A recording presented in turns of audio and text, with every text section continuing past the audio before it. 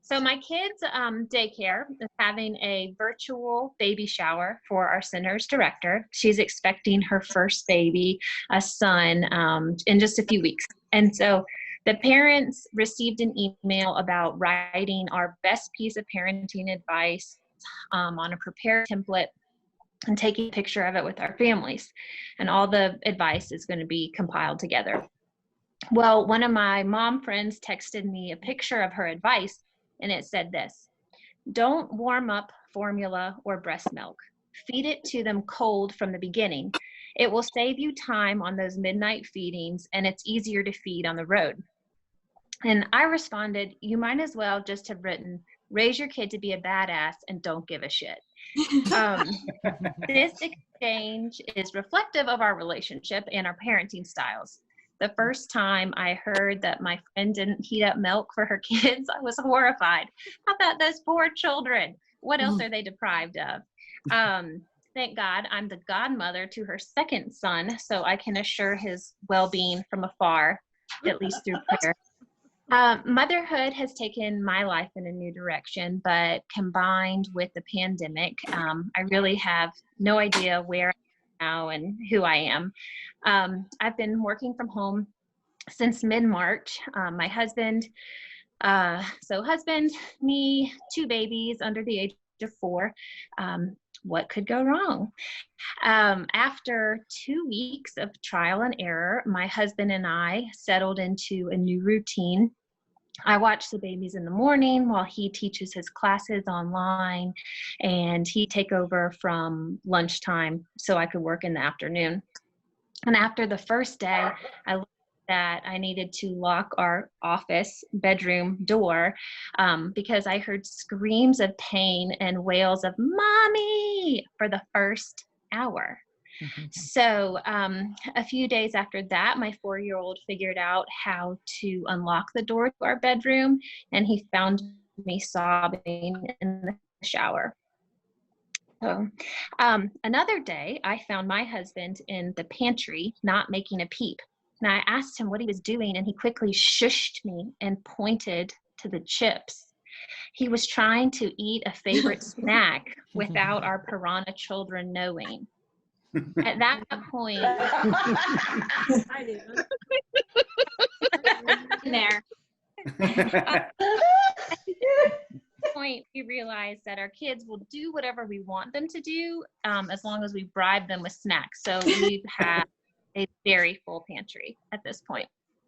But these little kids are very astute. One day I snuck a piece of Easter chocolate, and my son smelled it on my breath and asked me where I got it from because I didn't have any to share. Before the pandemic, my kids, we never gave them sugar. My son was actually very underexposed to candy, so much so that when I put M&Ms in his pancakes a few weeks ago, he looked at me and he said, "Mommy, what do we call these colorful circle treat things?"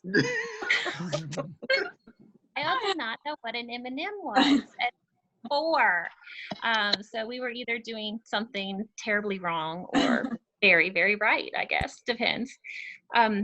My daughter, Lena, is 17 months old now and very sassy. So the first thing she does in the mornings is scoot down the stairs on her bottom, walk over to the fridge and say, "Mo, mo, mo," because she knows that's where the food is, and that's how we start our day.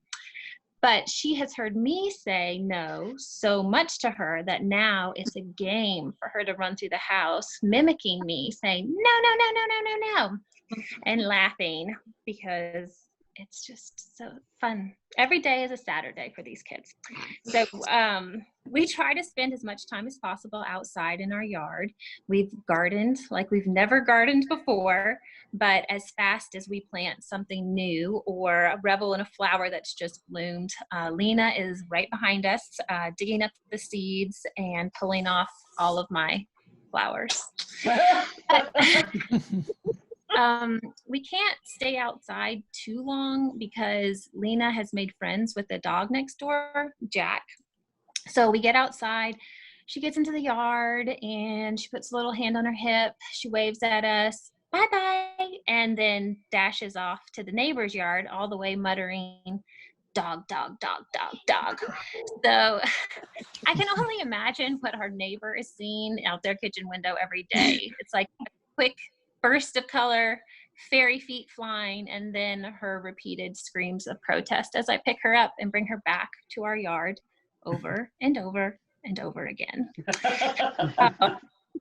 There is a very brief period of time after our kids eat dinner that my husband and I can sit at the kitchen table while Lena and James entertain themselves.